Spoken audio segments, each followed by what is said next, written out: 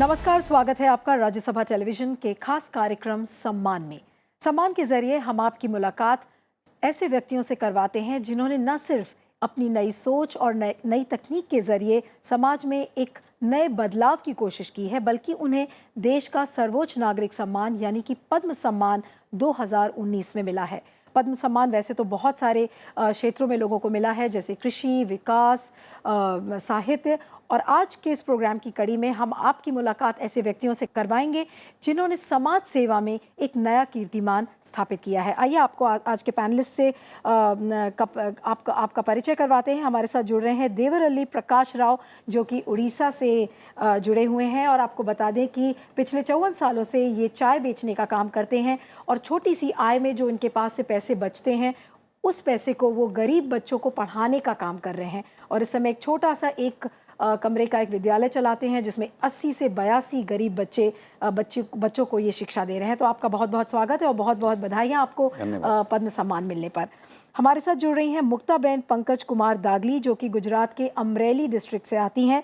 और मैं आपको बता दूं कि 7 साल की उम्र में इन्हें मेनिंजाइटिस हुई और उन्होंने अपने दोनों आंखों की रोशनी खो दी, लेकिन कभी भी जीवन में ये हताश नहीं हुई और ना ही इन्होंने जीवन में पीछे मुड़ के देखा कि इनका जीवन कैसे चलेगा। और आज स्थिति ये है कि आज ये बहुत सारी दृष्टिबाधित महिलाओं को प्रशिक्षण दे रही हैं, उन्हें शिक्षित कर रही हैं और एक जीवन का पूर्ण मूल्य जिसे कहा जाए उस तरह से ऐसी महिलाओं को वो ट्रेन कर रही हैं, शिक्षित कर रही हैं और उन्हें एक पूर्ण जीवन देने का इनका योगदान रहा है। तो मुक्ता जी, आपका बहुत बहुत स्वागत है और बहुत बहुत बधाई आपको पद्म सम्मान मिलने पर। जी नमस्कार। हमारे साथ जुड़ रहे हैं डॉक्टर रजनीकांत, जो कि वाराणसी से आते हैं। और वाराणसी, जैसा कि आप सभी जानते हैं, कि बुनकरों का शहर माना गया है। और एक समय था जब बुनकरों का जो हुनर था वो बिल्कुल लुप्त होता जा रहा था, और कैसे उसको ये मेन स्ट्रीम में डॉक्टर रजनीकांत बुनकरों को लेकर आए, उनके लिए लड़ाइयाँ लड़ी, न सिर्फ कानूनी लड़ाई बल्कि अंतर्राष्ट्रीय लेवल पर भी उन्होंने बुनकरों के लिए बहुत बड़ी लड़ाइयाँ लड़ी हैं। तो रजनीकांत जी, आपका बहुत बहुत स्वागत है और बहुत बहुत बधाई पद्म सम्मान मिलने पर। हमारे साथ जुड़ रहे हैं महेश शर्मा जी, जो कि मध्य प्रदेश के झाबुआ डिस्ट्रिक्ट से आते हैं। और मैं आपको बता दूं कि जो इनकी पहचान है, लोग इन्हें झाबुआ का गांधी कहते हैं, क्योंकि झाबुआ के आदिवासियों के बीच में जिस तरह से सादगी भरे जीवन के साथ इन्होंने जल संरक्षण, पर्यावरण संरक्षण का काम किया है, वो अपने आप में एक मिसाल है। तो महेश शर्मा जी, आपका बहुत बहुत स्वागत है हमारे कार्यक्रम सम्मान में और आपको बहुत बहुत बधाइयाँ कि आपको पद्मश्री का सम्मान मिला है। तो आज की चर्चा की शुरुआत हम करेंगे प्रकाश राव जी से कि मेरा पहला जो सवाल है कि जो चाय बेचने का काम जो व्यक्ति करता है, तो मानी सी बात है कि आपकी आय इतनी ज़्यादा नहीं होती, लेकिन उस छोटी सी आय में एक स्कूल चलाना और 80 से 82 बच्चों को शिक्षित करना, ये कितना बड़ा चैलेंज है और ये कैसे आपको इस बात की प्रेरणा मिली? जी देखिए, चाय बेचना तो मेरा वृत्ति है, पर मैं बचपन में बहुत अच्छा पढ़ता था। I was a scholarship student. In class 5 I got scholarship. पर मेरे को पिताजी छोटी सी उम्र में चाय के काम में लगा दिए, क्योंकि मेरे पिताजी सेकेंड वर्ल्ड वॉर के वेटरन थे। वहाँ से वापसी के बाद उन्हें कोई काम ना मिलने की वजह से उन्होंने सिर्फ 5 रुपये में एक चाय की दुकान शुरुआत की थी। ये आज से 56 साल पहले की बात है। तो उसी चाय की दुकान में मैं घर का बड़ा होने के नाते मेरे को पिताजी को इस काम में मदद करना पड़ता था, सुबह से लेकर रात तक, कोयला तोड़ना, चूल्हा जलाना, ऐसे। तो ये काम करते करते 17 साल होते होते मैं बीमार पड़ गया और मुझे टीबी हो गई, पैरालिसिस हो गया, कमर से नीचे का हिस्सा नहीं चलता था, पाँव की उंगलियां भी नहीं हिलते थे। तो दिन भर पिताजी को चाय के काम में मदद करना और रात को मैं केरोसिन लैंप में रात भर पढ़ाई भी करता था, क्योंकि मैं पढ़ना चाहता था। मैं अच्छा डॉक्टर बनना चाहता था, मैं अच्छा खेलता था, एक अच्छा स्पोर्ट्स स्टार बनना चाहता था, मैं अच्छा फुटबॉल खेलता था, अच्छा फुटबॉलर था। पर ना ही मैं बन पाया पढ़ के डॉक्टर, और ना ही बन पाया एक अच्छा स्पोर्ट्स स्टार खिलाड़ी। लेकिन तो बन आपकी गया। पढ़ाई में अवरोध कैसे आया? आप क्यों अपनी पढ़ाई पूरी नहीं कर पाए? जी, मैं वहीं जा रहा हूँ। तो ना बना डॉक्टर, ना बना अच्छा स्पोर्ट्स स्टार खिलाड़ी, बन गया लेकिन चाय वाला। ये शायद भगवान की मर्जी थी, उन्होंने कुछ बेहतर सोच रखा था मेरे लिए। आज मैं ये चाय वाला बनकर मैंने जो कुछ भी पाया है, शायद वो बनता है जो मैं चाहता था तो इतने सम्मान का अधिकारी ना होता। मेरे मन में आज कोई अफसोस नहीं है कि मैं हर रोज़ चाय बेचता हूँ, 2,500 से 3,000 रुपये का चाय बेच लेता हूँ, क्योंकि मैं चाय ही नहीं बेचता हूँ, चाय तो बहुत लोग बेचते हैं। मैं उसके साथ थोड़ा सौदा भी जैसे पेश करता हूँ। लोगों के मनपसंद की चाय बेचता हूँ। जैसे एक आदमी को देखते ही मैं एक अंदाज़ा लगा लेता हूँ कि इस व्यक्ति को किस तरह की चाय देनी चाहिए। एक मेहनत मजदूरी करने वाला हो तो उसको कड़क मीठा चाय देता हूँ, और ज़्यादा चीनी भी होता है तो उसके लिए वो चाय ठीक है।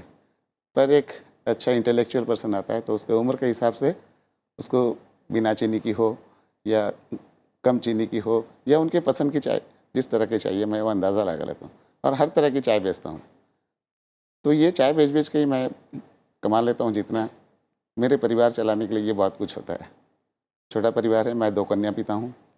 नीलू जी आप जैसे मेरे 2 बेटियाँ हैं, और मैं बहुत ही गर्व करता हूँ कि मैं 2 कन्या पिता हूँ। और यही चाय की दुकान से कमाई से कम में जीना, और जो मैं अच्छा पढ़ता था पढ़ नहीं पाया, इसलिए मैं सोचा जहाँ मैं रहता हूँ वहाँ के पास को लगी हुई है बहुत बड़ी बस्ती, झुग्गी झोपड़ियों की बस्ती। कटक शहर एक झुग्गी झोपड़ियों की बस्ती होती है, स्लम सिटी। तो वहाँ के बच्चे जो हैं वो पढ़ते नहीं है, स्कूल नहीं जाते हैं, और उनके माँ बाप जो होते हैं वो कटक शहर को सेवा देते हैं। जैसे मैं एक रिक्शा बुला के बैठ जाऊँ देनाबिका में, बाबू बाबू कहलाता हूँ, पर कभी उसे ये नहीं पूछते हैं कि रे बाबू तेरा बच्चा पढ़ता है, स्कूल जाता है, ये नहीं पूछते हैं। जल्दी चलो, बस स्टॉप चलो, रेलवे स्टेशन चलो। रास्ते पे जाते हैं तो मुंह में हंकी लगा के जाते हैं, हमारी तरह इंसान जो नाला सफाई करता है। उनके बच्चे बिल्कुल स्कूल नहीं जाते हैं, या उनके मन में ये भी नहीं आता कि बच्चे को स्कूल भेजा जाए।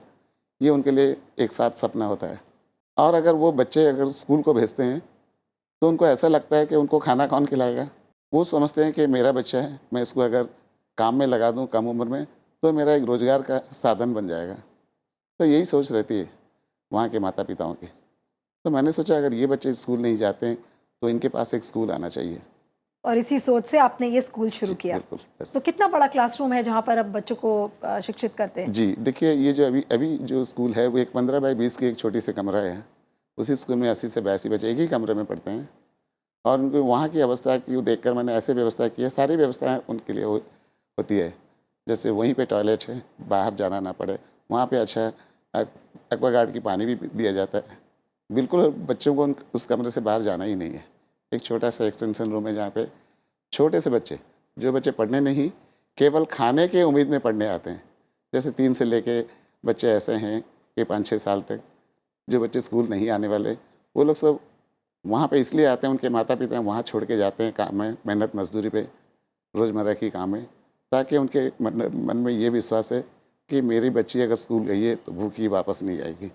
तो जो ये मिड डे मील्स जो कार्यक्रम था सरकार का, वो इसी उद्देश्य से था। जब एनरोलमेंट्स बहुत कम हुआ करते थे तो जी। बच्चे इस लालच में जी। कि कम से कम वो क्लासरूम आएंगे और इसी जी। बहाने पढ़ाई जी। होगी। जी। तो आपको सरकार से कोई समर्थन ऐसा मिलता है जिससे कि आप बच्चों को उनका भोजन प्रोवाइड करा सके? जी, देखिए मैम, मैं इन बच्चों के भूख को समझता हूँ।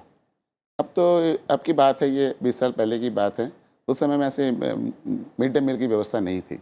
तब मेरे मन में ये आया था कि अगर इन बच्चों को पढ़ाने के लिए इनकी भूख को समझना पड़ेगा।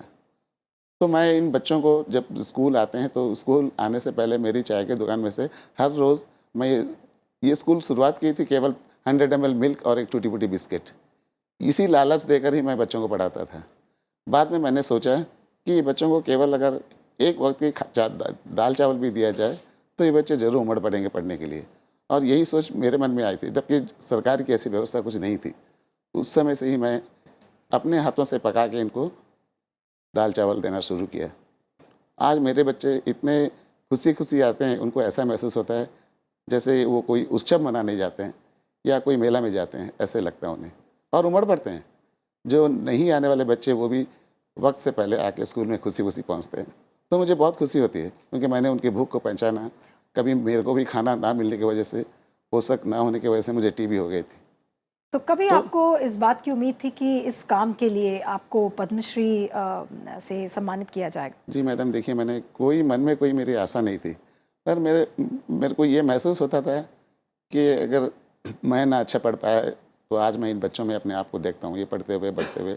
आज खुशी खुशी बच्चे जब अच्छा यूनिफॉर्म पहन के साइकिलिंग करके हाई स्कूलों में जाते हैं, कॉलेज में जाते हैं, तो मुझे बहुत खुशी होती है मैम। और इसी को शायद निस्वार्थ सेवा कहते हैं। और जो सबसे चौंकाने वाली बात यह है कि एक छोटी सी आय में आपने एक अपनी सोच से कि किस तरह से उन छोटे बच्चों को एटलीस्ट जो गरीब बच्चे हैं उनको शिक्षित किया जाए, ये अपने आप में ही एक बहुत बड़ा योगदान है और बहुत बड़ा कीर्तिमान है अपने आप में। राव साहब, मुक्ता बहन आपके पास आऊँगी कि जब 7 साल की उम्र में आपने अपने आँखों की रोशनी खो दी थी, तो शायद कोई भी लड़की होती आपकी जगह तो वो ये सोचती कि अब जीवन कैसे चलेगा। तो आपके लिए जीवन उस समय कितना कठिन था और आगे की प्रक्रिया आपने कैसे उसको आगे बढ़ाया? जी, जब मेरी दृष्टि चली गई तो मुझे बहुत दुःख मैं महसूस करती थी। मेरे बराबर वाले जो दोस्त हैं वो मेरे साथ नहीं खेलते थे और जो मेरी पढ़ाई का शौक़ था वो स्कूल जाने का बंद हो गया था और मेरी दृष्टि चले जाने के हिसाब से मेरे माँ-बाप भी बहुत दुखी थे और वो सोचते थे कि क्या किया जाए इसके लिए। इस बीच एक भांजी भाई करके ब्लाइंड टीचर मेरे घर आए और घर वालों को बहुत समझाया, मगर लड़की को बाहर भेजने के लिए घर वाले तैयार नहीं थे। तो मुझे पढ़ाई का बहुत शौक़ था, मैंने ज़िद की कि मुझे जाना है पढ़ने के लिए, इसलिए घर वाले मान गए और भावनगर में मेरी पढ़ाई शुरू हुई। जब पढ़ाई शुरू हुई तब मुझे बहुत ये था कि मैं पढ़ लिख कर अच्छी बिजनेसमैन बनूं, अच्छा काम करूं, ऐसा। मगर मेरे साथ जो पढ़ाई करने वाली लड़कियां थी उनकी तकलीफ़ें देखकर मुझे ऐसा हुआ कि मुझे इन नेत्रहीन लड़कियों के लिए कुछ करना है जी। और 14 साल में मैंने संकल्प किया कि मैं पढ़ लिख कर ऐसी एक संस्था खोलूँगी, ऐसी स्कूल खोलूँगी कि जहाँ उनका सर्वांगी विकास हो और कोई तकलीफ़ें न हो।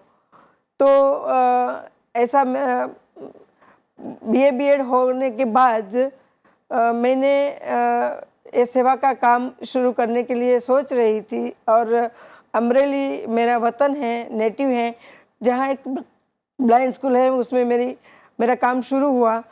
तो वहाँ मैंने ऐसा सोचा था कि मैं काम ही करूँगी सेवा के क्षेत्र में, शादी नहीं करूँगी, मगर सेवा के काम में सहयोग देने के लिए और शादी के बाद खुद के बच्चे नहीं करने के लिए ये 2 बातें स्वीकारने वाले पंकज डगली से 84 में शादी की और हम दोनों इस काम में जुट गए और 96 में खुद के पैसे से खुद के घर में एक 4 लड़कियों से शाला शुरू की।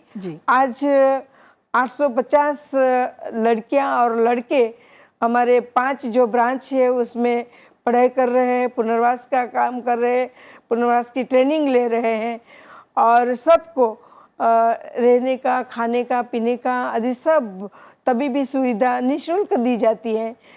और सुरेंद्र नगर में लड़कियों का यूनिट है, उसमें पढ़ाई के साथ वोकेशनल ट्रेनिंग और गृह विज्ञान की तालीम देते हैं और अच्छी गृहिणी तैयार हो जाने के बाद उनके लिए अच्छा लड़का ढूंढकर उनकी शादी करते हैं और अब तक 198 की शादी की है और जिनको करने वाले नहीं उनके पहली डिलीवरी भी करते हैं, बच्चा लेकर जाते हैं तो सब सामान दे के उनको भेजते हैं। और 20 माताएं ऐसी हैं बुज़ुर्ग जो जिनको दिखाई नहीं देती, उनका बेटा बेटी बन के हम उनकी सेवा कर रहे हैं। और 35 लड़कियां नीलू जी ऐसी हैं जिनको दिखाई नहीं देता है मगर मंदमती है, साथ में डेफ है और ऑर्थोपेडिक हैंडीकैप है और अपना खुद कुछ नहीं कर सकती है। ट्रेनिंग देने के बाद 25 लड़कियां ऐसी हैं कि जिनको टॉयलेट सेंस आ गई है, थोड़ा घूमना फिरना आ गया है और वो अपने आप थोड़ा कर लेती है, मगर 10 लड़कियां ऐसी हैं कि जो कुछ कर पाती नहीं, उनका अस्तित्व का भी उनको ख्याल नहीं है जी। तो उन सबको 35 लड़कियों को सुबह नहलाना, उनका साफ सुफ करना आदि सब हम खुद ही करते हैं, उनके लिए कोई नौकर नहीं रखे।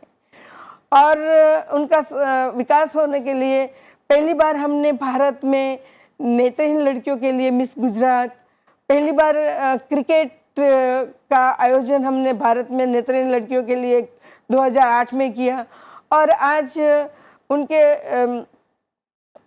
ब्लाइंड होती हैं लड़कियां मगर उनको होम साइंस की ट्रेनिंग दी नहीं जाती है। और शादी के बाद घर काम और खाना पकाने का तो कंपलसरी होता है।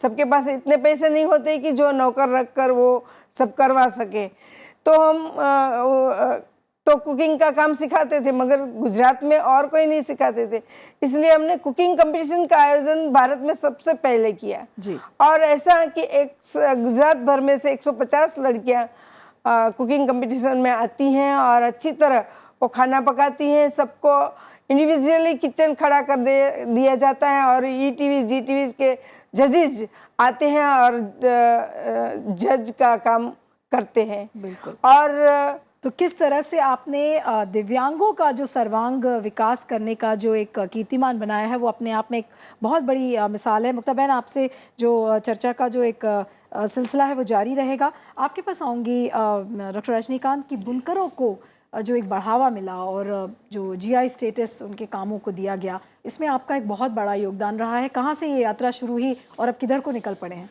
देखिए, ये यात्रा शुरू हुई, जो हमारा गांव है मिर्ज़ापुर जनपद में चुनार के पास माफी जलालपुर, वहाँ बचपन बीता। बाबूजी के साथ चले गए गोरखपुर में, एक जगह बढ़लगंज है, उस कॉलेज के वो लगभग संस्थापक रहे। पोस्ट ग्रेजुएट कॉलेज के लंबे समय तक वो प्रिंसिपल रहे जी। और श्री लक्ष्मीकांत जी स्नातक वहाँ से हमने किया। बाद में चंद्रशेखर आज़ाद कृषि विश्वविद्यालय में सॉइल्स एंड एग्रीकल्चर केमिस्ट्री से वो मास्टर डिग्री करने चले आए। वहाँ पूरा करके बनारस हिंदू विश्वविद्यालय में महामना के छत्रछाया में चले आए। वहाँ पे हमने पीएचडी किया और वहीं पे हमने गंगा वाटर पोल्यूशन में हमने काम किया 5 साल तक। ओके। उसी दौरान जब ग्रामीण क्षेत्रों में हम लोगों ने पर्यावरण प्रदूषण के मुद्दे को लेकर जाना शुरू किया, तो महिलाएं जो महाजन के चंगुल में फंसी थी, उनको कैसे बाहर निकाला जाएगा, ये भी एक दिमाग में चिंतन शुरू हुआ। 1991 में संस्था ह्यूमन वेलफेयर एसोसिएशन बनी और 93 आते आते हमने महामना को प्रणाम करके उस कैंपस से इस समाज सेवी संस्था ह्यूमन वेलफेयर में चले आए।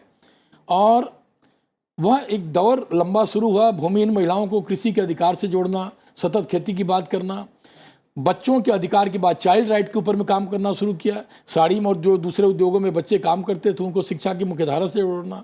1.25 लाख बच्चे लगभग उससे लाभान्वित हुए सीधे सीधे। वो चाहे स्कूल रहे हों, मदरसे रहे हों, उनके बच्चों से। और लड़कियां उसमें बहुत बड़े पैमाने पर करीब 42-43 हज़ार तो लड़कियां ही सिर्फ रही जो कि उससे जुड़ी हुई हैं। उसी समय बनारस का जो पूरा इलाका है, जो अगल बगल के जो जनपद हैं, जो 9 जनपद हैं विशेष करके, तो साड़ी का एक बड़ा कारोबार, बनारसी साड़ी जो पूरी दुनिया में विख्यात है, बनारस का ब्रोकेट जो पूरी दुनिया में विख्यात है, तो उसमें एक तो उसकी समृद्ध परंपरा रही। इसके अलावा 9-10 हस्तशिल्प ऐसे हैं और जिसमें भदोही की कालीन है, मिर्ज़ापुर की दरी है, मेटल का रिपोजी क्राफ्ट है, गुलाबी मीनाकारी है, निजामाबाद की ब्लैक पॉटरी है, वाराणसी की ग्लास बीड्स है, स्टोन साफ्ट का जाली का क्राफ्ट है, हाथी के अंदर हाथी उसमें बनाई जाती है, वॉल हैंगिंग का क्राफ्ट है। तो ये इतनी चीज़ें हैं। अब ये चिंता थी कि WTO के एग्रीमेंट के बाद जब विश्व बाजार खुला तो तमाम देश घात लगा के बैठे हुए थे, जिन्होंने बनारस सहित हिंदुस्तान के बाजारों में नकली उत्पादों को डालना शुरू किया। और बनारसी साड़ी के सामने भी एक संकट उत्पन्न हुआ। जो हैंडलूम पे साड़ियाँ बनती थी उसकी नकल मशीन पे होना शुरू हो गया और हथकरघा बुनकरों की संख्या धीरे धीरे कम होती जा रही थी। उनके सामने संकट था, पलायन शुरू हो गया और बड़ी बहुत ही विचित्र स्थिति उत्पन्न हो गई थी और उपभोक्ताओं को नकली सामान दिया जाना शुरू हो गया। तो उपभोक्ताओं के साथ में चीटिंग हुई और हथकरघा बुनकरों का जीवन संकट में पड़ना शुरू हुआ। उसी समय जोग्राफिकल इंडिकेशन, भौगोलिक उपदर्शन जिसको कहते हैं, इंटेलेक्चुअल प्रॉपर्टी राइट में, बौद्धिक संपदा अधिकार में उसका एक स्टेटस है। तो उसमें पार्लियामेंट में जब ये पास हो गया तो 2006 में हमने बनारस साड़ी ब्रोकेट के लिए बनारस बुनकर समिति को साथ में लेकर के और हमने चेन्नई की कोर्ट में एप्लीकेशन फाइल किया, जिसमें कि टेक्सटाइल कमेटी ने और भारत सरकार ने हमको उसमें सहयोग प्रदान किया। तो ये कानूनी लड़ाई आपकी कितनी साल तक चली? उसमें यूनाइटेड नेशन ने भी सपोर्ट किया और 2 साल की लंबी कानूनी लड़ाई के बाद सितंबर 2009 में बनारस साड़ी और ब्रोकेट को देश की बौद्धिक संपदा का दर्जा मिला। और उसके बाद वो जो श्रृंखला शुरू हुई, फिर वो भदोही की कालीन से लेकर 10 उत्पाद तक वो आ गया और 20 लाख लोगों को कानूनी संरक्षण प्राप्त हुआ, जिसका पूरा का पूरा कारोबार वर्तमान समय में 20,500 करोड़ का है।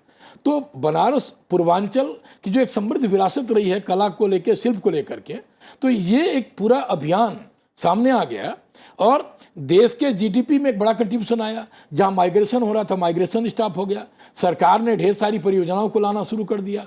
वर्तमान समय में सरकार ने तो और भी तमाम सशक्त प्रयास इस तरह के किए कि जिससे उनको सरकारी योजनाओं का सीधे सीधे लाभ मिल सके। बाजार 28 से 32% बढ़ गया। और सबसे बड़ी बात यह कि जो बुनकरों के जीवन में जो बदलाव आया वो भी अपने आप में एकदम। एक और मिसाल थी। उपभोक्ता अब असली सामान की बात कर रहे हैं, गुणवत्ता के सामान की बात कर रहे हैं। तो बुनकरों की मजदूरी बढ़ी, शिल्पियों की मजदूरी बढ़ी, और जिन चीज को लोग जानते भी नहीं थे। बनारस में तो लोग सिर्फ बनारस साड़ी की बात करते थे, लेकिन ऐसे तमाम शिल्प, हस्तशिल्प वहाँ पे, जिसमें कि कसेरा समुदाय के लोग काम करते हैं, दलित समुदाय के लोग काम करते हैं, पिछड़ी जाति के लोग काम करते हैं, अल्पसंख्यक तो है ही है, उसमें महिलाएं काम करती हैं। तो उन चीज़ों का एक जो पूरा समावेश हुआ और लोगों ने जानना शुरू किया। 7 और हैंडीक्राफ्ट के ऐसे उत्पाद हैं मिर्ज़ापुर से लेकर गोरखपुर के बीच में, जिसमें कि गोरखपुर का टेराकोटा भी शामिल है, मिर्ज़ापुर के पीतल बर्तन है, चुनार का बलुआ पत्थर उसमें शामिल है, sand stone, red clay glace pottery है, हैंड ब्लॉक प्रिंट है। इसके भी जीआई पंजीकरण की प्रक्रिया शुरू हो चुकी है। और हमें लगता है कि जो भारत का भूभाग शिल्प के लिए, कला के लिए, हथकारी बुनकरी के लिए जाना जाता था, जिसके वजह से हम सोने की चिड़िया कहते थे इस देश को, वो वापस धीरे धीरे वो गौरव फिर से लौटने लगा है। और दूसरे जगह की राज्य सरकारें भी अब इसके लिए प्रयास कर रही हैं। जैसे अभी हाल ही में पिथौरागढ़ में उत्तराखंड की सरकार ने, वहाँ के जिला प्रशासन ने हमारे साथ में एक एमओयू साइन किया। अच्छा। उत्तर प्रदेश में भी 10 जो 1 डिस्ट्रिक्ट 1 प्रोडक्ट के उत्पाद है, एक जनपद एक उत्पाद, उसमें 10 उत्पादों को लेकर के जीआई पंजीकरण की प्रक्रिया शुरू हो गई। तो हमें लगता है कि आने वाले समय में जो इस देश की समृद्ध विरासत रही है, कला रही है, संस्कृति रही है, शिल्प रहा है, तो ये वापस फिर से धीरे धीरे लौटना शुरू हो गया। और एक बार फिर से एक बड़ी ऊंचाई पे ये देश जाएगा। हम विज्ञान में तरक्की कर रहे हैं, लेकिन शिल्प के क्षेत्र में बहुत आगे रहे हैं। वो हमें लगता है कि शायद वापस वो गौरव फिर से आने का क्षण है। आपको सुनने के बाद ये लग रहा है कि अगर एक सक्रिय सरकार हो और एक बिल्कुल जो दृढ़ निश्चय वाला एक समाज सेवी हो, तो शायद समाज का पूरा जो एक चेहरा है वो बदल जाता है। और आपने एक बहुत बड़ा कीर्तिमान स्थापित किया है, किस तरह से जीआई स्टेटस को लाकर और कैसे पूरे वाराणसी और पूर्वांचल की जो शक्ल बदली है, उसका बहुत बड़ा क्रेडिट आपको जाता है। हमारे जैसे लोग तो कभी कल्पना ही नहीं किए थे कि मतलब कि परम सम्मान जैसी जो ये चीज़ें हैं वो हम लोग उस श्रेणी में शामिल हो सकते हैं। शायद ये पारदर्शी सरकार का, प्रधानमंत्री जी का ये तरीका उनका अपना खोजने का, कि हमारे जैसे जो और साथी यहाँ पे बैठे उनको खोज करके उन्होंने निकाला, उस श्रेणी में शामिल किया है। तो रजनीकांत जी, अब अगला पड़ाव क्या है? इतना लंबा जो एक आपकी यात्रा रही है, जिस तरह से आपने पूरे समाज का चेहरा बदला, अब आगे आप कहाँ देखते हैं अपने आप को? देखिए, हम अपने आप को उसी समुदाय के साथ में देख रहे हैं। देश के दूसरे हिस्सों में भी, वो चाहे पूर्वोत्तर का भारत हो या दक्षिण भारत हो या उड़ीसा से लेकर छत्तीसगढ़ झारखंड का इलाका हो या अभी भी उत्तर प्रदेश है, बहुत बड़े पैमाने पे आज भी हथकरघा से काम करने वाले बुनकर हैं।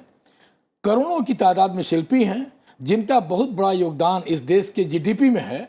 और वो पूरी दुनिया में ये यहाँ की चीज़ों को पहुँचाने का काम कर रहे हैं। तो हम सरकार से भी अब ये आग्रह करते हैं कि देश के दूसरे हिस्सों में भी, बनारस सहित, ये बड़े पैमाने पे जीआई और पोस्ट जीआई की गतिविधियों को बुनकरों के लिए, शिल्पियों के लिए बड़े पैमाने पे और भी सकारात्मक योजनाओं को शुरू किया जाए, जिससे कि करोड़ों करोड़ लोगों के जीवन में बदलाव आ सके और उनको स्पेशल इंसेंटिव मिले, एक्सपोर्ट बढ़े, उसके माध्यम से जो असली उत्पादक है उसको उसका फ़ायदा मिले। चाहे वो कृषि के क्षेत्र में जीआई की बात हो, फूड प्रोडक्ट के क्षेत्र में जीआई की बात हो, शिल्प में जीआई की बात हो, या अन्य भी जो प्राकृतिक चीज़ें हैं, जो प्राकृतिक संसाधन है, क्योंकि ये देश विविधताओं से भरा हुआ है। तो अपार संभावनाएं हैं। और सरकार आने वाले समय में जिस तेज़ी से काम कर रही है इस दिशा में, बौद्धिक संपदा अधिकार के संरक्षण में, इंटेलेक्चुअल प्रॉपर्टी राइट के प्रोटेक्शन और प्रमोशन में, हमें लग रहा है कि इस तेजी से अगर काम और आगे बढ़ता रहेगा तो फिर से ये भूभाग पूरा भारत का सोने की चिड़िया बनेगा और एक समृद्ध विरासत को आगे बढ़ा सकेगा। बिल्कुल। और आपने सही कहा कि जो मौजूदा सरकार है वो एक सक्रिय सरकार है, और सक्रिय सरकार जब संभावनाओं की तलाश में निकलती है तो कहीं ना कहीं, जैसा आपने कहा, कि सोने की चिड़िया शायद फिर से वापस आ जाएगी। आइए अब लेते हैं एक छोटा सा ब्रेक, और ब्रेक के बाद सम्मान की चर्चा जारी रहेगी।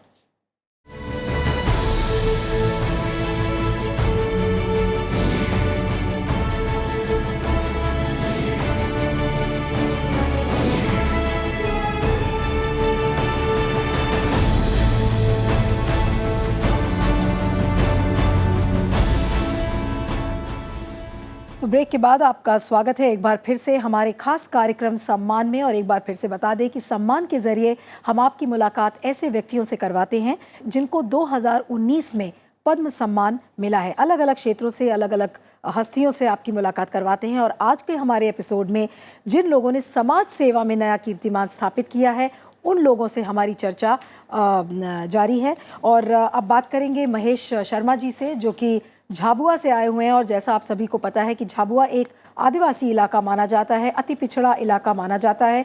तो वहाँ पर आदिवासियों के बीच में रहकर पूरे झाबुआ की जो तस्वीर महेश शर्मा जी ने बदली है, महेश शर्मा जी से उसके बारे में सुनेंगे कि क्यों झाबुआ, आप दातिया से चलकर झाबुआ तक गए, तो उसका कारण क्या था, प्रेरणा स्रोत क्या था और किस तरह से आपने उस जगह की तस्वीर बदली। दतिया ज़िले से मेरी यात्रा प्रारंभ हुई। मैं एक छोटा सा गांव है घूगसी, वहाँ मेरा जन्म हुआ और मेरे माता पिता ने मुझे पढ़ने के लिए दतिया ज़िला भेजा। और वहीं मेरा विद्यार्थी जीवन में हायर सेकेंडरी स्कूल में विद्यार्थी परिषद से संपर्क आया। वहाँ मुझे सामाजिक चेतना की जो बातें थी वो विस्तार से समझने को मिली। और फिर मैं 1977 में राष्ट्रीय स्वयंसेवक संघ में जाने लगा। और वहाँ के लोग जो थे, उनका जीवन, उनका विचार, उनकी देशभक्ति से मैं प्रभावित हुआ। और मैंने अपने पूरे जीवन भर में देश के लिए काम करने का संकल्प लिया। और वो मेरी दतिया से यात्रा प्रारंभ हुई। तो विविध प्रकार की जिम्मेदारियां मुझे मिली संघ की तरफ से। और उस जिम्मेदारी में विद्या भारती और वनवासी कल्याण परिषद में आने के कारण मैं झाबुआ पहुंच गया। और झाबुआ में 1998 में आया। और वहाँ रह कर के मुझे ध्यान में आया कि हमारे समाज में ऐसे लोग भी रहते हैं कि जो शायद आज के युग में ऐसे लोगों को देख कर के जीना बहुत मुश्किल है। और वहाँ के प्रति लोगों की छवि अच्छी नहीं थी, अच्छा नहीं मानते थे झाबुआ ज़िले के लोगों को। तो मुझे ध्यान में आया कि जिस प्रकार की इमेज झाबुआ ज़िले के समाज की बनाई गई है, वह वैसा समाज नहीं है जो निकट जाने से दिखाई देता है। लेकिन शर्मा जी, जब जनजातियों और ट्राइबल्स के बीच में जब काम करना एक बहुत आसान बात नहीं है, और जब दातिया से आप चलकर इन लोगों के बीच में गए, तो शुरू में जो एक ट्रस्ट डेफिसिट होता है, जो एक विश्वसनीयता बनाई जाती है, वो आपने कैसे बनाया, कैसे उनका विश्वास हासिल किया? ये बात सही है कि मुझे उनके और मेरे बीच में विश्वास बनाने के लिए मुझे 4 से 5 साल लगे। और वे 4 से 5 साल लगने के लिए जितने भी प्रकार की उन्होंने मेरे प्रति विश्वास करने के लिए परीक्षाएं ली होंगी, मुझे ऐसा लगता नहीं कि परीक्षाएं ली, पर मैं बार बार अनुभव करता था कि जिस समाज से मैं गया था वो गैर आदिवासी समाज कहलाता था। उसके प्रति उनमें बहुत ज़्यादा शंकाएं थी और मेरे प्रति भी थी कि मैं क्यों आया, मेरा क्या स्वार्थ है, मैं किस तरह से यहाँ रहना चाहता हूँ और यहीं क्यों रह रहा हूँ। तो ये सब बातें मैं ध्यान में रख कर के ये सोचा कि आखिर विश्वास हो जाता है नए नए व्यक्तियों में भी। तो मैं 4 से 5 साल तक जब उनके घरों में जाने लगा, गांव में बैठने लगा, उठने लगा, और 4-5 साल के बाद उनका मेरे प्रति विश्वास बढ़ने लगा। और विश्वास बढ़ते बढ़ते इस 5 साल में मुझे ये भी ध्यान में आया कि इसकी जो इमेज बनाई हुई है बिल्कुल उल्टी बनाई हुई है कि ये लोग असभ्य हैं, पिछड़े का मतलब आर्थिक दृष्टि से तो पिछड़े हैं, सच बात है। ये हमारे भारत की प्रगति की तुलना में वो आज भी 50 से 70 साल पिछड़े हैं। लेकिन बाकी जो हमारी भारत की सांस्कृतिक सभ्यता है उसमें उनके सामाजिक जीवन मूल्य बहुत अच्छे हैं।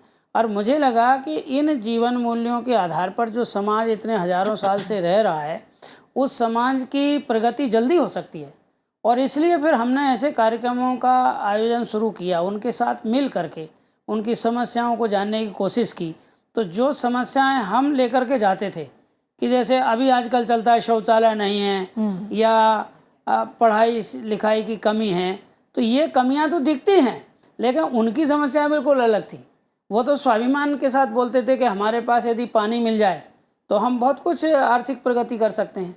तो इसलिए जो पानी की समस्या थी वो एक बड़ी समस्या थी, पूरे हिंदुस्तान में बढ़ रही थी और जंगल कट गए थे। जंगलों के विषय में भी ये बोला जाता था कि आदिवासियों ने काट दिए, पर मुझे ध्यान में आया कि आदिवासियों के घरों में वैसी लकड़ियाँ सागौन की बड़ी बड़ी यदि कटती तो रहना चाहिए थी। वो लकड़ी आपको उनके किसी वो मिली नहीं, किसी घर में नहीं मिली। तो मुझे लगा वो लकड़ी गई कहाँ, वो तो व्यावसायिक दृष्टि से बिक गई, बहुत बड़े बड़े शहरों में धनपतियों ने खरीदी है। तो मुझे लगा कि ये तो घरों में चूल्हा जलाने के लिए जो सूखी लकड़ी गिर जाती वो सही लेते थे। तो व्यावसायिक कटिंग इतनी ज़्यादा हुई कि सारे जंगल उजड़ गए। तो इसको फिर से बसाना चाहिए और वही समृद्धि का कारण बन सकता है। और इसलिए जल और जंगल और ज़मीन, ये तीन का संवर्धन की बात मेरे मन में आ रही थी। और ये उन्होंने भी यही बात कही कि हम जल हो जाए तो हमें किसी के साथ हाथ फैलाने की ज़रूरत नहीं है, जंगल हो जाए तो हमें किसी से कुछ मांगने की जल, फॉर एग्जांपल जल का जो आपने उदाहरण दिया, वो कैसे जल संरक्षण की शुरुआत कैसे हुई? क्या आपने उनके ही रिचुअल्स, उन्हीं की जो धारणाएं थी, उनसे मदद लेके आपने जल संरक्षण किया? बड़ी इंटरेस्टिंग सी लगती है ये बात, कैसे किया आपने जल संरक्षण वहाँ पर? मैं जिस संस्था में हमने बनाई बाद में, शिव गंगा समग्र ग्राम विकास परिषद, और मैं वनवासी कल्याण परिषद में जब आया तो मेरा संपर्क हर्ष चौहान जी से हुआ। वो मैं उसमें महामंत्री था प्रदेश का और वो मंत्री थे। लेकिन मुझे कुछ दिनों में पता लगा कि वो जनजाति के ही हैं और धार जिले के रहने वाले हैं। और वो बोलते बहुत कम थे, पर उनने ध्यान दिलाया ये बातें कि आप हमारा विकास करना चाहते हो और पूरे आदिवासी समाज का विकास करना चाहते हो, पर कभी आपने सोचा कि आदिवासी विकास की समस्याएं क्या है? और फिर मैंने उनके विषय में जब जानना शुरू किया तो वो IIT दिल्ली से 1984 में MTech हैं और उन्होंने सर्विस नहीं की। उन्हें बहुत अपॉर्चुनिटी थी शासकीय सेवा में जाने की, व्यवसाय प्राइवेट संस्थाओं में जाने की, लेकिन 1984 के समय से भी उन्होंने सर्विस नहीं की। तो मैंने ये पूछा उनसे, तो उन्होंने कहा हमारे समाज की जो समस्याएं हैं वो हल होना चाहिए और वो कैसे हल हों इसके लिए मैं खोज रहा हूँ। और आप भी इसको देखिए कि ये समाज कितना अच्छा है और इसके बारे में धारणा कितनी खराब है। और उस समय उन्होंने ये बात कही कि जल एक इतनी बड़ी समस्या है और झाबुआ, धार, अलीराजपुर ज़िले ऐसे हैं कि जो सबसे ज़्यादा पानी रोका जा सकता है। लेकिन ये केवल सरकार के बल पर नहीं रोका जा सकता, इसके लिए जनजाति समाज आगे आ सकता है। और जबकि हम सुनते रहते कि आदिवासी तो साथ ही नहीं देते। तब फिर जब मैंने गांव-गांव जाना शुरू किया तो उनकी एक परंपरा है हलमा। जिस हलमा को वो व्यक्तिगत, कोई व्यक्ति कष्ट में आ जाए, संकट में फंस जाए, तो उसको दूर करने के लिए पूरा गांव इकट्ठा होता था। अच्छा। और वो गांव इकट्ठा होकर के उसका कष्ट निवारण कर देता था। बदले में कोई मांग नहीं चाहता था, इवन धन्यवाद की भी इच्छा उसकी नहीं रहती थी। तो हरजी से बात करते हुए ध्यान में आया कि आप सोचिए कि किसी समाज में यदि ये गुण है तो इस गुण के बल पे हम समाज में कितना बदल कर सकते हैं। तब फिर हमने वो पर्यावरण का जो संकट था, जो एक व्यक्ति का भी था, गांव का भी था, देश का भी था और पूरे दुनिया का ही होगा था ग्लोबल वार्मिंग के रूप में, तो हमने गांव के प्रबुद्ध लोगों से, जो उनको अलग अलग नाम से जानते हैं, तड़वी है, गांव के बुजुर्ग, अन्य लोग हैं, कि क्या हम व्यक्ति के दुख की जगह अपने गांव का ही दुख दूर करने के लिए हलमा बुला सकते हैं क्या? और इसमें उन्होंने उत्साह जताया। तो उसमें एक कठिनाई आ रही थी कि उन्हें परस्पर ये विश्वास नहीं था कि इस काम के लिए हमारे गांव के दूसरे लोग आ जाएंगे या दूसरे गांव के हमारे गांव में आ जाएंगे। लेकिन उन्हें खुद विश्वास था कि वो पहुंचेंगे। ये बात मुझे 2000 लोगों ने कही। मैं इतने गांव में घूमता था तो हर एक से बोलता था, गांव में 10 घर 50 घरों में जाता, तो मैं 2000 लोगों ने मुझे कहा कि हम आएंगे, पर इसमें दूसरे कैसे आएंगे? तो मुझे ये लगा कि जब मुझसे 2000 कह रहे हैं और इनसे नहीं बोल रहे हैं, तो मैं तो पता है कि 2000 लोग आएंगे। तब वो हमने जब बुलाया तो उसमें 1200 लोग आए। और उन 1200 लोगों में गेती, फावड़ा, तगाड़ी लेकर के जब आए तो मुझे लगा कि ये तो सचमुच एक बहुत बड़ी ताकत है। और हमारी ग्लोबल वार्मिंग की कितनी बड़ी बातचीत चलती है, सेमिनार होती है, लेकिन ये समस्या तो जमीनी स्तर पर काम करने से ही हल होगी। और इस समाज में शारीरिक श्रम भी है और संगठन से मिलकर काम करने का भी गुण है, क्योंकि वो मजदूरी करते हैं ना, तो 50-50, 100-100, 150 लोग काम करते हैं, महीनों करते हैं, स्टेमिना भी है। तो जब हमने पहले साल काम किया तो वो पानी रोकने का किया। तो बेसिकली अब अभी जितने अभियान जो आप चला रहे हैं वो उनके सहयोग से ही चला रहे हैं, उन्हीं की परंपराओं को इस्तेमाल करके इन सारे अभियानों को आप आगे बढ़ाते हैं? उसमें हमने उनकी जो परंपराएं थी, ये समस्या चूँकि अकेली पानी की नहीं है, वास्तव में जंगल कट गए, धरती पे भी उर्वरकता घट गई रासायनिक खादों के प्रयोग से। तो हमने पुरानी जो बातें देखी झाबुआ, अलीराजपुर में, कि आज भी आप जाके देखेंगे कि बहुत प्रचार होता है कि आप ज़्यादा खाद डालेंगे तो ज़्यादा हो जाएगा। अभी भी वो इसको रोकते हैं कि इससे ज़मीन बिगड़ती है। बेसिकली ऑर्गेनिक फार्मिंग वो आज कर रहे हैं। हाँ, मतलब उनकी भावना है कि इससे ज़मीन बिगड़ती है। तो वो हमको ध्यान में आया कि जल, जंगल, ज़मीन और जानवर भी, क्योंकि जानवरों से ही तो खाद बनता है, गोबर बनता है, दूध दही होता है, पौष्टिक जीवन बनता है, तो इनका संवर्धन किया जाए। और ये संवर्धन की जो परंपरा है वह माता वन नाम से एक प्रसिद्धि है कि वहाँ गांव-गांव के अंदर जो जंगल हैं तो कोई 4 हेक्टेयर का है, कोई 5 हेक्टेयर का है, कहीं 2 हेक्टेयर का है, कहीं-कहीं 2 वर्ग किलोमीटर के हैं, कि उसमें खड़ी हुई लकड़ी कितनी ही कीमती हो उसे गांव वाले नहीं काटते। सूख करके गिरी हुई लकड़ी को भी घर में जलाने नहीं आते। तो मुझे लगा कि ये परंपरा भी तो बड़ी संवर्धन की है, और ये यदि छोटे स्थान में है तो क्या हम पूरे गांव के जंगल के रूप में इसे विकसित कर सकते हैं। और इसमें उनकी सहमति मिली और फिर हमने माता वन के रूप में वृक्ष लगाए जो कट चुके थे, नष्ट से हो गए थे, लुप्त प्राय होते जा रहे थे। तो वो माता वन के रूप में जंगल का नवनिर्माण, वर्षा जल को रोकने के कारण से जल संवर्धन और जैविक खेती, जो कि हमने उसका नाम दिया प्राकृतिक खेती। कि आपके यहाँ जैविक तो है ही नहीं, आप तो प्राकृतिक ही कर रहे हो।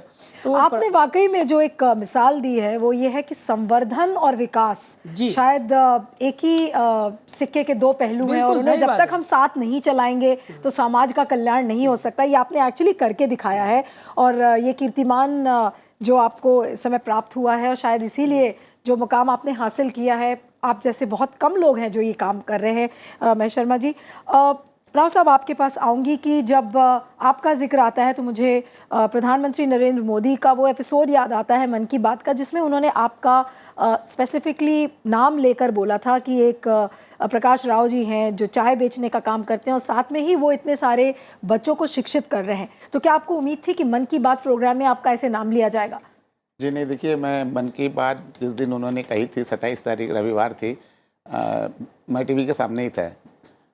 तो मैं सोचा कि 26 तारीख को मिला हूँ प्रधानमंत्री जी से मेरे बच्चों के साथ, और शायद मैं कुछ देखने को मिलेगा। मैंने देखा मन की बात में प्रधानमंत्री जी ने एक बार नहीं 3-3 बार मेरा नाम लिए हैं, और वो ऐसे कह रहे थे जैसे अपना शक्ति के मूल केंद्र से कह रहे थे, लिबिडो से, जैसे तमसोमा ज्योतिर्गमय। ये वेद वाक्य हम सभी जानते हैं, पर कितने लोग इसको जीवन में उपयोग करते हैं। मैं पहली बार कटक गया, उड़ीसा गया था, और मैं एक गरीब चाय वाला डी प्रकाश राव जी से मिलने का मेरा परम सौभाग्य बोल। एक प्रधानमंत्री ऐसे कह सकते हैं, ये उनकी बड़प्पन है। एक आम आदमी के उसके कार्य को, मेरा नहीं, उसके कार्य को उन्होंने जिस तरह उन्होंने कहा है, शायद आज के इस पद्मश्री से मुझे वो दिन ज़्यादा अविस्मरणीय लग रही है, और मैं कभी नहीं भूलूंगा। एक चीज़ जो मुझे बड़ी अचंभित सी भी लगती है कि आपने इतने सारे लैंग्वेजेस पर जो आपका कंट्रोल है वो कैसे है? क्योंकि आपने अपनी पढ़ाई भी पूरी नहीं की, लेकिन आप अंग्रेज़ी भी जानते हैं, संस्कृत भी जानते हैं, मलयालम, कन्नड़, इतनी सारी लैंग्वेजेस का जो आपको सौभाग्य प्राप्त है, वो कैसे? मैडम देखिए, जब मैं बचपन में बहुत अच्छा पढ़ता था, और ये लैंग्वेज सीखना भी मुझे मेरे इस चाय की दुकान से ही प्राप्त हुआ है। और मेरी चाय की दुकान ऐसा है कि मैं चाय तो सभी बेचते हैं, मैं चाय नहीं बेचता हूँ, चाय के साथ सदा बेचता हूँ। जैसे जिस तरह के लोग आते हैं, एक आम रिक्शा वाला भी आता है, एक मजदूर भी आता है, एक फिल्म स्टार भी आता है, सेलिब्रिटीज़ आते हैं, अच्छे अच्छे स्तर के लोग सब आते हैं। तो उनके बॉडी लैंग्वेज से मैं समझ जाता हूँ कि इनको किस तरह की भाषा से मैं बोलूँ तो वो उनको अच्छा लगे। तो मैं कोशिश करता रहता हूँ कि उनके उन्हीं भाषाओं में बात करने के लिए। अब समझिए वो किसी और से बात कर रहे हैं, उनके दोस्त से या किससे, मैं काम करते करते कान उधर रहता है मेरा, और मैं सुन लेता हूँ कि ये बंगाली में बोलते हैं, तो उनको बंगला में स्टार्ट कर देता हूँ, केमन अच्छन जॉल लगबे की। लेकिन राव साहब, आपको कभी ये इच्छा नहीं हुई कि अब काफ़ी हासिल कर लिया है मैंने, और अब चाय बेचने का काम रोककर कुछ और काम करें, कभी ये इच्छा नहीं हुई? जी नहीं मैम, मुझे इस काम में बहुत बड़ा संतुष्टि मिलती थी, क्योंकि देखिए अगर हम अपनी काम को अगर सही तरह उसको अंजाम देना, तो उसमें एक जो काम की जो संतुष्टि होती है ना, वो मुझे महसूस होती थी। और मैं हर तरह ये जो लोगों से मिलना, उनको उनकी चाय भी देना ही एक सेवा है। और सबसे पहले तो संभाषण बता के उनसे पूछ के पहले पानी देता हूँ, फिर जाके उनको चाय पूछता हूँ। और ये जो सेवा है, इसमें मैं ऐसा नहीं कि मैं केवल उनको चाय बेचूँ या कुछ कमा लूँ, और सेवा भी एक ऐसा है कि उसमें मेरे को ऐसे एक आत्मसंतोष मिलती है मैम, जो कि मुझे इससे मेरा सेहत भी अच्छा रहता है, और मेरा एक पहचान भी वहाँ बनता है कि चलो राव साहब के हाथ का चाय पियेंगे। तो ये मुझे एक अलग सम्मान है, और उनसे मैं बहुत कुछ सीखता रहता हूँ। और ये सीखना ही शायद मेरे को इतने सारे भाषा बोलने की मुझे एक लिंग्विस्टिक बना दिए। और बचपन में मैम मेरा एक आदत थी कि I was learn a lot from the snippets. अगर समझिए एक चीरी फटी हुई कागज़ भी पढ़ा है ना, तो उसको मैं पहले फेंकने से पहले एक बार थोड़ा खोल के देख लेता था। अगर देख लिया तो वो रह गया मेरे ज़ुबान पे, बस वो रह गई। आज भी 50-55 साल पहले की बात है, मैं एक दुकान पे गया, उसको थोड़ा सा 10 रुपए का मैंने उसको मिक्सचर मांगा, तो उसको लिया मैंने, जिसको 12 मजा उड़िया में कहते हैं, तरह की मिक्सचर होती है, उसको मैंने, मेरी आदत, उसको खाया। तो मैंने उसमें जो नमक मिर्च लगा तो उसको झाड़ के मैंने पढ़ा, तो देखा कि एक बहुत बढ़िया कोटेशन उसमें है। एक आश्रम में गुरुजी ने, वो चंदा मामा की कोटेशन है, ये मैं 55 साल की बात बोल रहा हूँ। उसमें ऐसे लिखा है, गुरुजी का जब अंत का समय आ गया तो वो अपने शिष्यों को बुला के, सबको अंतिम समय था, शिष्य घिरे हुए थे, अपनी ज़बान पहले दिखाई, फिर उसके बाद उन्होंने अपनी दांतें दिखाई, बोले देखो मेरे दांतें नहीं हैं पर मेरी ज़बान सलामत है। इसलिए है कि आप लोगों को जीवन में हमेशा नम्र होना है। हर इंसान के लिए ये लागू होता है कि इंसान को हमेशा जीवन में नम्र होना है और दयावान होना है। मेरे दांत नहीं है, इससे आप लोगों को यही सीखना चाहिए कि इसने जीवन में बहुत कुछ उत्पाद किया है तभी ये नहीं है। आज मेरी जबान जैसी थी वैसे है। तो आप लोग जीवन में ऐसे नम्र होना है, दयावान होना है, तभी आप जीवन में इसी तरह हमेशा के लिए टिके रहेंगे।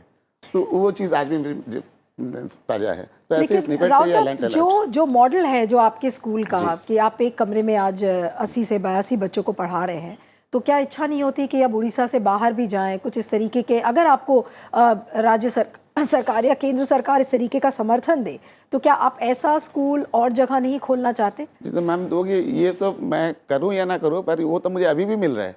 आज देखिए ना, मैं आपके सामने हूं, और कल ही मैं गया था एक इंस्टीट्यूशन में, एक बहुत बड़ी आईटी कॉलेज में। मैं अपनी जीवन की कथा, जो मेरी एक मोटिवेशनल स्पीच देने के लिए मुझे आज भुवनेश्वर हो या उड़ीसा के कोने कोने से मुझे बुला रहे हैं, और वो लोग बोलते हैं कि आपने जीवन में जो कुछ भी सीखा, ये सब मेरी, पता नहीं क्या मैं कहूँ, पर जहाँ भी मैं कुछ बोलता हूँ तो मेरे हर लाइन्स पे there is a message, there is a बोलते हैं ना, for the world, for the people, for the society.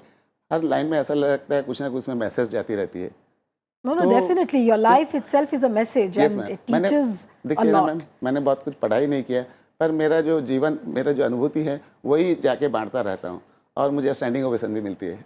Absolutely. So, education is important, but yes, humanity I think is more important. That's yes, what your life बिल्कुल says. Ma'am, बिल्कुल आपने सही कहा नील ma'am. जो जीवन में अच्छा आदमी बनने के लिए कोई डिग्री की ज़रूरत नहीं है। शायद वो मेरे जीवन में यही प्रतिफलन हुआ है कि आज मैं हिंदुस्तान घूम रहा हूँ। मुझे कितनी प्रेरणा मिल रही है इस समय आपसे बात करके, आप ये सोचिए। मुक्ता बहन, आपसे जानना चाहेंगे कि आपने जो दृष्टिबाधित महिलाओं के लिए काम किया है, लेकिन अब आप साथ साथ बहुत सारे पुरुषों को भी इसमें जोड़ रही हैं, तो अब अगला पड़ाव आपका क्या है? कैसे देखती हैं अपना जीवन अब आगे का? जी, अभी महिलाओं के लिए तो हो रहा है, उसमें भी हम बढ़ावा करना चाहते हैं, और साथ साथ अभी हमारा फील्ड यूनिट दूसरा चल रहा है, उसमें 400 बच्चे पढ़ाई कर रहे हैं, ब्लाइंड, एमआर, ऑर्थोपेडिक हैंडीकैप और डेफ। अच्छा। और उन सब बच्चों को रिसोर्स टीचर पढ़ाने के लिए जाते हैं, और सबको अपनी अपनी स्टैंडर्ड की किताबें, नोटबुक, कंपास और स्कूल बैग, यूनिफॉर्म आदि सब उनको प्रोवाइड करते हैं और पढ़ाते हैं 12वीं तक। और तीसरा हमारा यूनिट है जो बेरोजगारी को टालने के लिए, पढ़ाई करने के बाद भी रोजगार नहीं मिलता है, और जो कम पढ़े लिखे हैं उनको भी रोजगार की तकलीफ है। तो हमने सोचा कि ऐसे अपने गांव में जाके वो बैठे रहेंगे तो कैसे चलेगा। तो मोरबी नाम का एक डिस्ट्रिक्ट है जहाँ फ्लोरिंग टाइल्स बनती हैं जी, तो उधर हमने बच्चों को, लड़कों को बुला के अलग अलग फैक्ट्रियों ऑनर को रिक्वेस्ट करके काम पे लगाया। मगर दूसरा प्रॉब्लम ये हुआ कि 6-7 हज़ार में उनका पूरा नहीं होता था, खाना पीना, रहना आदि, आना जाना सब। तो वर्किंग हॉस्टल हमने शुरू किया, और उसमें सबको रहने की सुविधा पूर्णतः की, और सुबह उनको टिफ़िन दिया जाता है और शाम को फुल डिश, और आने जाने के लिए 2-3 बसें रखी हैं, रिक्शाएं हैं, और उसमें से जो लेकिन अच्छा मुक्ता बहन, सेविंग जो जिस मॉडल की आप बात कर रही हैं मुक्ता बहन, ये इसको आप सस्टेनेबल कैसे बनाती हैं? फाइनेंशियली कैसे वायबल होता है ये? वो कितना समर्थन आपको राज्य से प्राप्त होता है इसके लिए? नहीं, वो इस प्रोजेक्ट में तो राज्य से कुछ प्राप्त नहीं होता है। अच्छा। सिर्फ दाताओं से चंदा करके ही ये काम चलता है हमारा। अच्छा, हाँ, तो ये तो जो आपको बच्चा इतना चंदा मिल जाता है कि आपका जो पूरा ये मॉडल है ये सक्सेसफुली चल सके, या इसमें अभी बहुत कुछ सुधार की भी गुंजाइश है? जी है। जो हम चाहते हैं वो ईश्वर कृपा से और समाज की सहायता से हो ही जाता है। हाँ, और ये जो लड़के अच्छी तरह सेविंग करते हैं, अच्छे संस्कार के होते हैं, तो उनकी शादी भी कर देते हैं और उनको शादी के बाद एक फ्लैट भी छोटा सा दिया जाता है ताकि वो अच्छी तरह अपना जीवन जी सके कम इनकम में।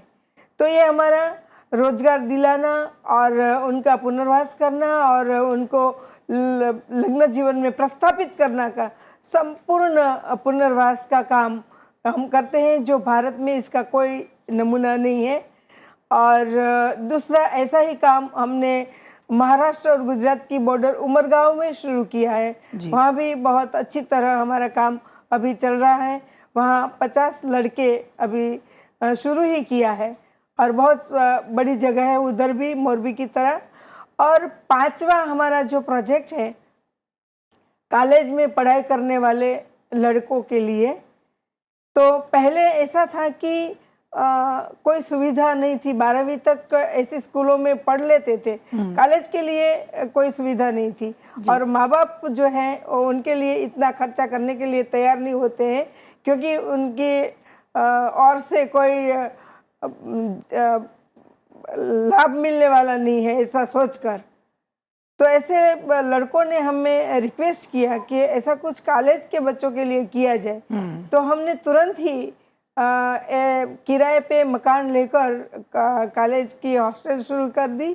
अभी 80 लड़के कॉलेज में, नॉर्मल कॉलेज में जाकर पढ़ाई करते हैं। उसमें गोल्ड मेडल भी कई बच्चों को मिला है और MBA भी बने हैं लड़के, ब्लाइंड होते हुए भी। और अभी सरकार से हमने ज़मीन मांगी है।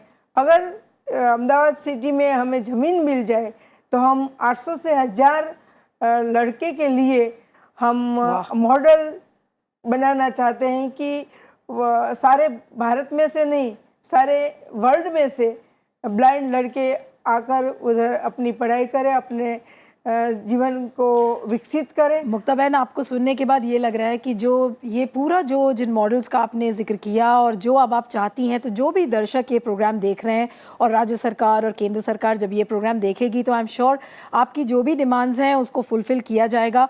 और मैं इतना ही कहना चाहूँगी कि आप जैसी दूरदर्शिता बहुत ही कम लोगों में होती है और आँखों में आपके रोशनी भले ही भगवान ने छीन ली हो, लेकिन जिस तरीके से आप दूसरों के जीवन में रोशनी फैला रही हैं, भगवान आपको एक लंबी उम्र दे और आई एम श्योर आपका ये जो कारवा है एक सक्सेस का, एक सफलता का, वो चलता रहे। तो आपके साथ बहुत बहुत हमारी शुभकामनाएं हैं पूरे राज्यसभा टेलीविज़न की और आप इसी तरह से चलती रहें। जी रजनीकांत जी, आपसे बात करेंगे कि अब आपका अगला पड़ाव क्या है। आपने इतना काम बुनकरों के लिए किया और जो महिलाएँ जो भूमिहीन महिलाएँ थीं उनके साथ आपने जुड़कर और उनके जीवन में एक बहुत बड़ा रोल प्ले किया। तो अब अगला क्या और क्या मैसेज देना चाहेंगे? देखिए, सरकार ने इधर 5-7 साल के अंदर में विशेषकर ये जो कार्यकाल सरकार का चल रहा है, जिस तरह से बुनकरों शिल्पियों के लिए जो काम किए गए, और सिर्फ बनारस या पूर्वांचल में नहीं बल्कि देश के अलग अलग हिस्सों में भी, पूर्वोत्तर राज्यों में भी और दक्षिण में, पूरब में, तो यहाँ की वो शिल्प की, हथकारी की कला की, बिनकारी की कला की जो विरासत रही है उसको आगे बढ़ाने के लिए एक बड़ा प्रयास हुआ। और देश की बौद्धिक संपदा में बहुत बड़ी तादाद में ये उत्पाद शामिल हुए GI पंजीकरण के द्वारा, जोग्राफिकल इंडिकेशन जिसको भूलते हैं, भौगोलिक उपदर्शन। आने वाले समय में राज्य सरकार को, प्रदेश सरकार को, ये दोनों को मिल करके देश की बौद्धिक संपदा को बचाने का और बढ़ाने का एक बड़ा रोड मैप तैयार करना चाहिए। हम कई बार चर्चा करते हैं कि हम GI, आपने ऑलरेडी ये काम शुरू कर दिया है, बाकी प्रदेश ये काम शुरू हो चुका है। उत्तराखंड में भी पिथौरागढ़ में वहाँ के जिला प्रशासन ने, वहाँ की राज्य सरकार ने हमारे साथ में ये काम को शुरू किया है। उत्तर प्रदेश के अंदर में जो एक जनपद एक उत्पाद है, वहाँ पे उनके उत्पादों को लेकर के ये काम शुरू कर दिया गया है और इसी चीज़ों को, इसी प्रक्रियाओं को आगे लेके जाना चाहिए जिसमें कि लाखों नहीं करोड़ों लोग को उसका सीधा फायदा होगा। और उसमें दलित हैं, पिछड़े हैं, वंचित हैं, शोषित हैं, लेकिन उनके हाथ में हुनर है। और वो चाहे कृषि के उत्पाद हैं, खाद्य पदार्थ के उत्पाद हैं, प्राकृतिक चीज़ें हैं, संसाधनों से भरा हुआ ये देश है। तो इसका हमको अधिक से अधिक इस्तेमाल, सरकार को एक रोड मैप तैयार करके कायदे से काम करना चाहिए और पूरी दुनिया में अपने यहाँ की समृद्ध विरासत को फिर से आगे लेके जाना चाहिए, ताकि आने वाले समय में ये सरकार के प्रयास से, प्रदेश के प्रयास से, लोगों की भागीदारी से फिर से ये भूभाग पूरा का पूरा सोने की चिड़िया के रूप में जाना जा सके, जिसके लिए भारत सैकड़ों हजारों साल पहले जाना जाता था। बहुत अच्छा कहा आपने। और शायद जो इस समय वक्त की ज़रूरत है कि एक सक्रिय सरकार हमारे पास है, और सक्रिय सरकार के साथ अगर ऐसे दृढ़ निश्चयी समाज सेवी भी हों तो देश का कल्याण, देश का जो विकास है वो बिल्कुल राइट ट्रैक पर है, ये मैं ज़रूर कह सकती हूँ। महेश शर्मा जी, चलते चलते प्रोग्राम को विराम देने का टाइम हो रहा है। आपसे जानना चाहूँगी आपकी क्या मैसेज है इस समय। एक मुकाम आपने हासिल किया है, एक उदाहरण के तौर पर आपका जीवन है इस समय, आप सभी का जीवन है इस समय उदाहरण के तौर पर पूरे देश, पूरे संसार के सामने। क्या कहना चाहेंगे ऐसे मौके पे, क्या संदेश देना चाहेंगे लोगों को? मैं सोचता हूँ कि जो जनजातीय समाज है पूरे भारत में है, वो गुण संपन्न समाज है और बहुत शक्ति संपन्न भी है। अंदर के गुणों से समाज में भी गुण हैं, लेकिन वो हैं वंचित। उनके तरफ जिस ढंग से ध्यान देना चाहिए था, जिस ढंग से उन्हें समझना चाहिए था, वहाँ भी सभ्यता है और शहरों में भी सभ्यता है। पर वो सभ्यता को हमने कपड़ों में आंकना शुरू किया, जीवन मूल्यों में आंकना चाहिए था उस समाज की। और यदि हम इसको देखेंगे तो उसकी स्ट्रेंथ के आधार पर वो भारत को बहुत शक्तिशाली बना सकते हैं। वो भार नहीं है, वो हमारे भारत की शक्ति है, जैसे हम सारे लोग हैं। तो मैं चाहता हूँ कि जनजातीय समाज, हमारा तो कार्यक्षेत्र बहुत छोटा है, अलीराजपुर झाबुआ जिला, और 2 लाख घर हैं उसमें। तो हम तो उनको उनकी विशेषताओं के साथ, स्वाभिमान के साथ स्वावलंबी बनाना चाहते हैं और उसके लिए उनके हुनर प्रशिक्षण पर काम कर रहे हैं, उनकी शिक्षा पर काम कर रहे हैं, माता बहनों के साथ मिलकर काम कर रहे हैं। तो हमने तो 2 लाख घरों को टारगेट किया है। 2 ज़िले हैं, अलीराजपुर ज़िला और झाबुआ ज़िला, और हम चाहते हैं कि जिस ढंग से उनका सहयोग मिला उसका कारण है उनके साथ हिलना मिलना। और शिवगंगा बोलती है कि आप ऊपर से प्रोग्राम बना के मत ले जाओ, उनके साथ इन्वॉल्व हो जाओ, फिर वो कार्य इवॉल्व होगा। और वो इवॉल्व होता है ना, वास्तव में वो समाज की ताकत होती है। हम उपदेश देना नहीं चाहते, उनके साथ मिलके काम कर रहे हैं। और जो भी सामाजिक कार्य है, इवन सरकार भी बड़ी संस्था है, उसे भी इसी रूप में चलना चाहिए कि समाज की शक्ति के आधार पर योजना बने, बिल्कुल उसकी स्ट्रेंथ के आधार पर बने, और फिर वो सक्सेस होती है। ये आपने सही कहा। और आप सभी का जो योगदान है, चाहे वो राव साहब हो, मुक्ता बहन का योगदान हो, रजनीकांत जी का और आपका, कि किसी भी तरीके के शब्दों में आपका योगदान शायद आंकना बहुत मुश्किल होगा। लेकिन चलते चलते आप लोगों के लिए एक लाइन बोलना चाहूँगी जो कि शायद बहुत सही हिंदी के शब्दों में ना हो, लेकिन जो एक लोग बोलते हैं कि आप एक संसार और एक पहल अकेले शुरू करते हैं लेकिन कारवां अपने आप बनता जाता है। तो आप सभी को इस मौके पर बहुत बहुत बधाइयाँ, और ऐसे बड़े सम्मान के लिए आपको फिर से राज्यसभा टेलीविज़न की तरफ से बहुत बहुत बधाइयाँ। और इस कार्यक्रम को आज हम यही विराम देते हैं, आज की कड़ी को विराम देते हैं, लेकिन सम्मान का कारवां जारी रहेगा। तो आप सभी का बहुत बहुत धन्यवाद जो आप हमारे साथ जुड़े। नमस्कार। आपको भी धन्यवाद।